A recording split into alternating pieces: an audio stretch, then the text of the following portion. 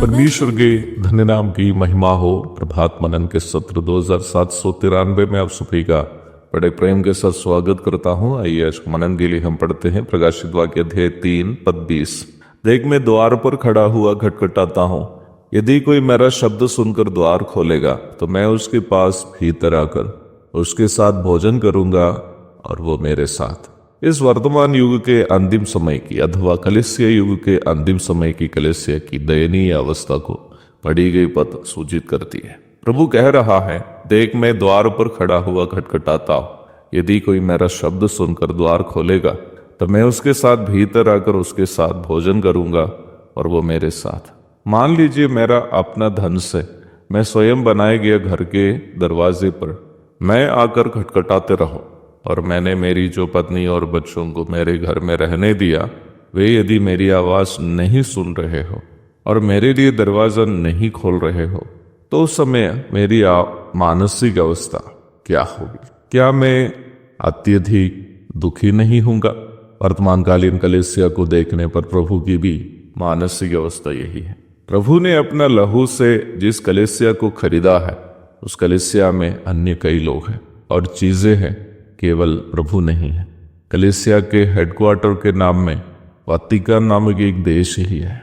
तथाकथित कलीसिया को पोप है, कलीसिया के कार्डिनल है, मेट्रोपोलिता है, रेवरेंड फादर है, नेशनल प्रेसिडेंट है, स्टेट प्रेसिडेंट है, सेंटर पास्टर है, असिस्टेंट पास्टर है, सेक्रेटरी है, खजांजी है, बड़े बड़े कलीसिया भवन है, उस कलीसिया भवनों में वाद्योपकरण है और बहुत सारी चीजें हैं, गाने वाले हैं, नाचने वाले हैं।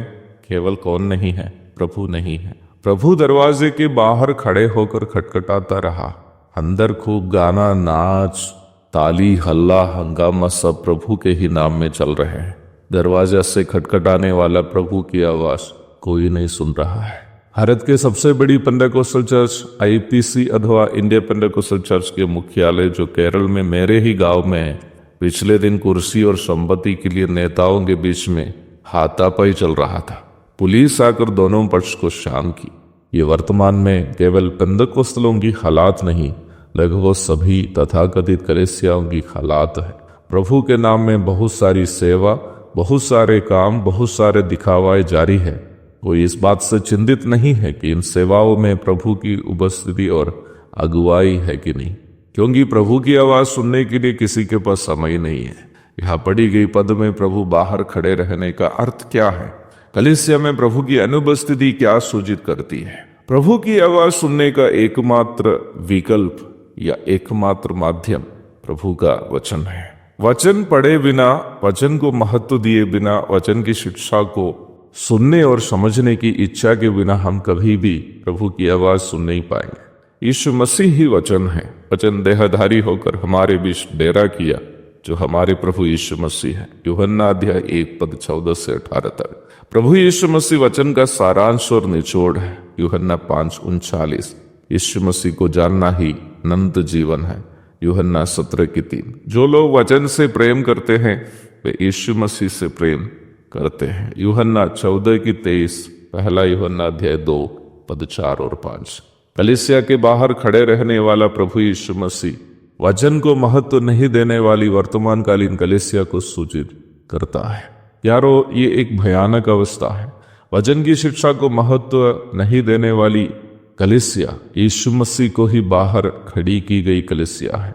आपकी कलीसिया में मनमोहक गीतों का गायन, रोंगटे खड़े करने वाले प्रवचन, भाव करने वाली आराधना इत्यादि सभी क्यों न हो, पर यदि आपकी कलीसिया वचन की शिक्षा को महत्व नहीं देती हो, यीशु मसीह आपकी कलीसिया से बाहर है। उस कलीसिया में संगति करके आपको कोई भी आत्मिक लाभ कभी नहीं होगा, क्योंकि वहां की आराधना में यीशु मसीह नहीं है, वहां के प्रवचन में यीशु मसीह नहीं है, वहां के गीतों में यीशु मसीह नहीं है। यीशु मसीह बाहर खड़े होकर खटखटा रहे हैं, भाई खोलो, मेरी आवाज सुनो। एक और शुभ दिन की धन्य कामनाओं के साथ आज का मनन में यह समाप्त करता हूं। प्रभु आप सबको आशीष दे, आमीन।